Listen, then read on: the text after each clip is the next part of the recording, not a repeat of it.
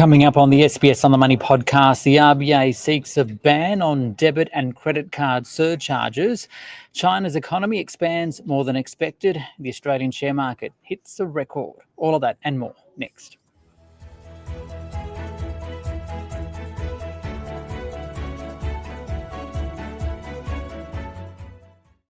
Hi everyone, it is Tuesday the 15th of July 2025. It's a day where the Australian share market hit another record high. The S&P ASX 200 up 0.7%. We'll have the details with Jonathan Shead. He's the Chief of Investments at State Street Investment Management. But first, the Reserve Bank is proposing to ban debit and credit card surcharges, which could save consumers $1.2 billion a year. It follows a review into merchant card payment costs at a time where card usage greatly outweighs that of cash. So to explain, here's the Reserve Bank Governor, Michele Bullock. Now, as some of you may know, we at the RBA have been reviewing our rules on merchant card payment costs and surcharging. The payments landscape is always evolving, and it's critically important that we keep pace to ensure it remains safe, competitive and efficient. There's a number of key challenges in the payment system today, and they include difficulties in avoiding card surcharges, as fewer Australians are using cash to pay for things. There's the high cost of accepting card payments, and this is especially the case for small businesses. There's also difficulties for businesses in comparing or switching payment providers to find better deals, and greater transparency of costs could help here. So we think the time's come to address some of these high costs and inefficiencies in the system. So we're putting forward today three key proposals. The first one is to remove surcharging on EFTPOS, MasterCard and Visa cards. This could save consumers $1.2 billion annually. It would simplify payments and it will boost competition. The second thing is we plan to lower interchange fees to reduce businesses' payments costs. This change could save businesses $1.2 billion a year, with around 90% of businesses which accept card payments being better off. And the third thing is we're going to require card networks and other payments providers to publish their fees. Transparency from these providers will help businesses find the best deals and encourage competition. Today's report's about cards, but just on cash, I want to say it's also important that the RBA, we are committed to supporting the Australian government's objectives to ensure it remains a viable means of payment for those who need or want to use it. We know these proposals will spark discussion, especially among businesses that currently surcharge, which is why we're consulting on these proposals for 6 weeks. Our goal is a more competitive, efficient and safe payment system for everyone. You can read the full consultation paper and find details of how you can share your views on our website. That's the Reserve Bank Governor Michele Bullock speaking there, and that video was provided by the RBA. Now, Market Day on the SBS On The Money podcast. Let's pivot now to the Australian share market, which closed at a record high. The S&P ASX 200 up today by 0.7% to 8,630. 10 of the 11 sectors ended higher. Information technology the best, that sector up 2.3%, followed by healthcare and telcos. The only sector to finish in the red, materials. For more on the market moves today and more details on China's economy, I spoke with the Chief of Investments at State Street Investment Management, Jonathan Shead. Well, investor sentiment actually feels reasonably strong. And just take a step back a bit, it's a bit different to the first week in April when markets were off 15% in the US and 10% or so here. We've had this huge rebound, and I think what we've seen in the last few days, in fact, the last week, is really just a continuation of that strong investor sentiment. Sure, interest rates haven't come down maybe as quickly as some would like. That's certainly true. We've got issues of the deficit in the US and so on. But I think investors are looking at what's happening globally and saying, the US administration wants to make waves, but doesn't actually want to tip the boat over. And so we seem to get walking back from some of the more outlandish outcomes. And I think if you combine that with a sort of a pro-growth agenda in the US in particular, with the kind of deregulation and lower taxes and so on. I think that's a reasonably healthy environment for investors to feel a bit comfortable taking some risk. What about China, though? GDP numbers out today. They beat expectations, expanding by 5.2% on the year. This at a time where the Prime Minister is in China to shore up relations. Again, you've got US tariff policy as well. What's your take on China's economy and the implication for investors at the moment? Yeah, it did beat expectations, but nonetheless, it's a slowing economy from what we can see. So it was a beat on what's actually slowing numbers from the end of last year and into the start of this year. Industrial production was certainly strong, but there were lots of other areas that were disappointing around retail sales, around property prices, around property investment, around broader investment in fixed assets in the economy. And if you look at inflation, for example, in China, that's usually a good indication of how well an economy is running. We'd be surprised to see positive inflation in China this year.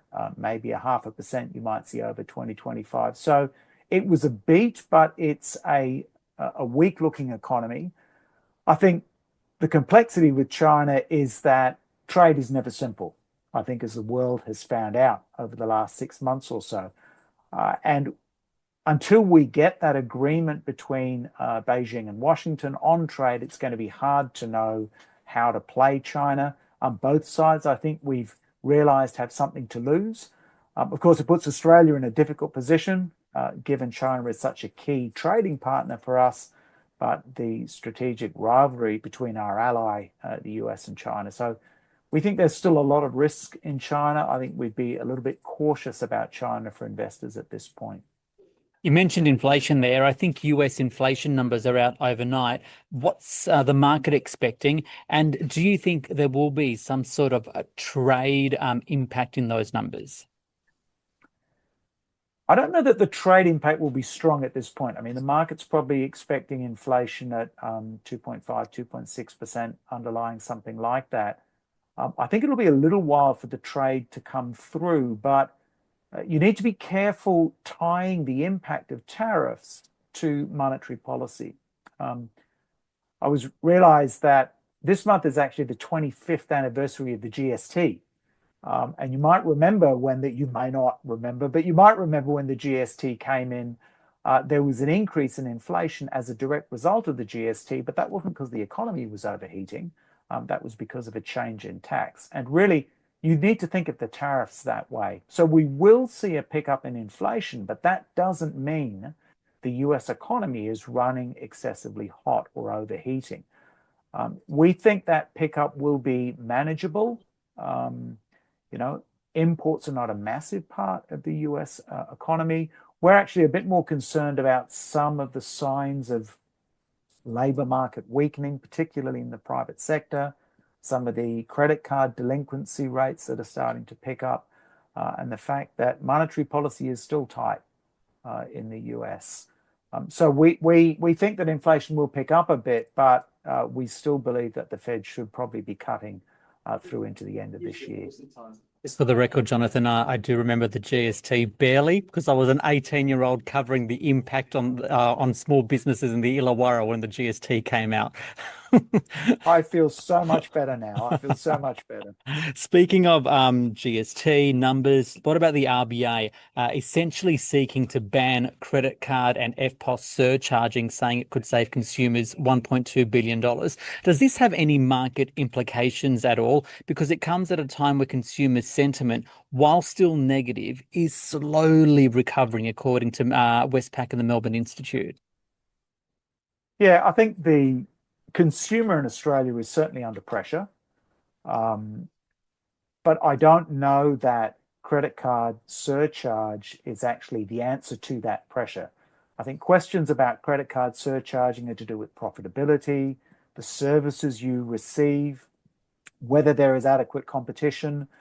Those are the kind of questions that are linked, I think, to credit card surcharges. But Australian consumers have the highest level of household debt in the developed world. They have the highest level of debt servicing required out of income in the developed world. And really, credit card surcharges are not going to fix that problem, which is why I think the market was a little bit surprised, to say the least, when the RBA held rates at the most recent meeting.